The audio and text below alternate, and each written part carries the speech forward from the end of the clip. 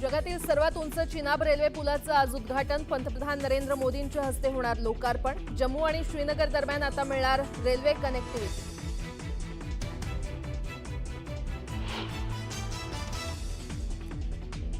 आज 352वा शिवराज्याभिषेक दिन। किल्ले रायगडावर शिवप्रेमींची गर्दी। रायगडावर विविध कार्यक्रमांचं आयोजन।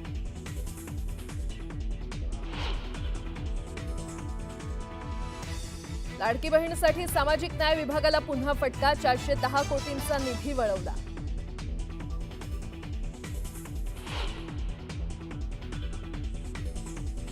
ठाकरे बंधू एकत्र येण्याची चर्चा सुरू असतानाच नाशिकमध्ये शिवसैनिक आणि मनसैनिकांचं मनोमिलन।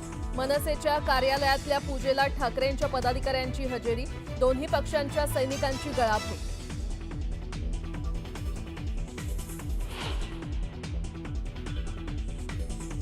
मुंबईतील गोरेगावच्या गोकुळधाम सोसायटीमध्ये ईद निमित्त जनावरांच्या कत्तलीला स्थानिकांचा विरोध।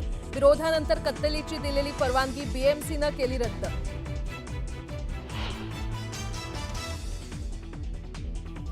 राज्यात मान्सून पुन्हा सक्रिय। मुंबई पुण्यासह 30 जिल्ह्यात येलो अलर्ट जारी।